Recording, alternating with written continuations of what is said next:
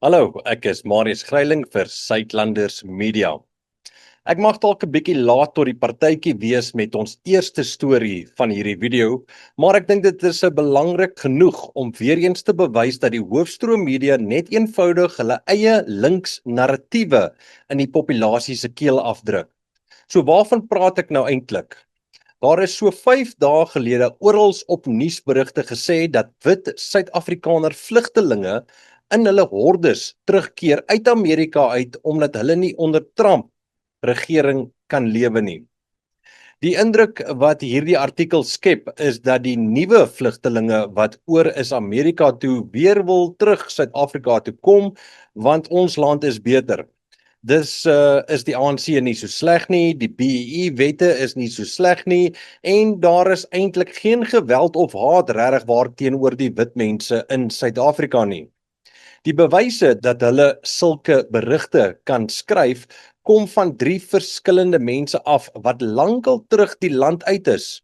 Een persoon is Amerika toe in 2003, die ander een rondom 2006 en die laaste een het terug Suid-Afrika toe getrek vanaf Nederland af, ook nadat hulle 'n hele paar jare daar spandeer het. Glad nie nuwe vlugtelinge nie. Klink liewerster soos mense wat terugkeer nadat hulle goed geld in die buiteland gaan maak het om te kom aftree waar jou geld meer werd is met ons swak rand. Dan die minister van Binnelandse Sake het 'n stelling gemaak dat 1000 mense hulle Suid-Afrikaanse burgerskap teruggeëis het. Hy het nie gesê watter mense nie. Hy het nie gesê wat se velkleur hierdie mense is nie of van waar af is hierdie mense nie. Van oral af seker maar. Daar is glo ook staat gemaak op 'n Facebook groep se kommentaar waar 7 mense van Groot-Brittanje en 3 uit Amerika het gesê het hulle wil graag terugkeer Suid-Afrika toe.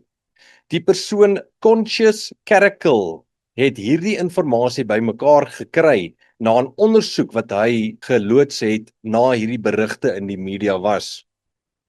Nou as hierdie 3 papierdun bronne kan lei tot so groot nuus siklus van die wit mens vlugteling wat terugkeer Suid-Afrika toe omdat hulle nie onder Trump kan bly nie. En sien, ons het mos gesê hulle word nie vervolg of sleg behandel in die land nie. Dink vir jouself of daar regtig waar nog eerlike nuusberigte in die hoofstroom media is. In my opinie, ek dink nie so nie. Nou oor na internasionale nuus.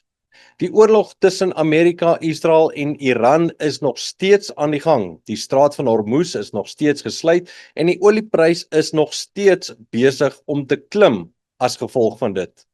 Die nuwe verwikkeling is dat al hoe meer kenners is besig om te praat oor Israel se Samson of die Simpson opsie wat hulle bereid is om uit te voer as dit lyk of hulle besig is om te verloor. En glo my, dit lyk of hulle besig is om te verloor, maak nie saak wat die nuus vir jou lieg nie. Daar sal nie begin gesels word oor hierdie opsies as hulle uit en uit wen nie. So wat is Israel se Simpson opsie? Nou Simpson se hare was gesny, sy krag het verdwyn en hy was gevange geneem. Sy oë was uitgesteek en na 'n tyd in gevangenskap het sy hare weer begin groei asook sy krag. Hy het in 'n laaste aksie om sy vyande te verslaan, die pilare van 'n byeenkoms platgestoot en het die gebou op homself laat intuimel. Maar hy het ook al die vyande in die gebou doodgemaak. Nou net so sê Israel dat wanneer hulle so te sê vernietig is, dat hulle met kernkragwapens hulle vyande sal verslaan. In my opinie is ons nog nie heeltemal daar nie. Dis nog nie heeltemal op die kaarte nie. Ek stem saam met professor Yang dat Amerika gaan een of ander tyd troepe moet instuur en dit gaan groot moeilikheid binne Amerika self veroorsaak. Die petrodollar is besig om teenkanting te kry en sonder dit is Amerika se ekonomie daarmee heen. Nou ander lande soos Rusland, China en die Europese nasies gaan ook meer 'n prominente rol begin speel hoe meer die energiekrisis die wêreld lam lê. In my opinie is die Wêreldoorlog 3 werklik al aan die gang en die skaakspel vir mag gaan net al hoe meer openlik word. Begin jouself voor te berei vir petrol, diesel, gas en alle kosse wat vinnig die hoogte gaan inskiet. Hulle praat al klaar van 'n R7 plus verhoging op diesel en dit is die middelmaand projeksies, nog nie eers die einde van die maand projeksies nie.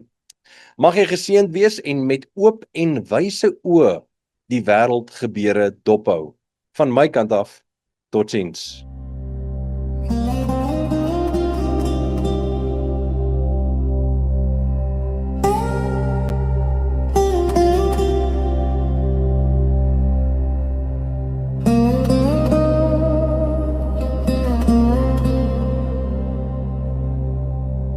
Thank you.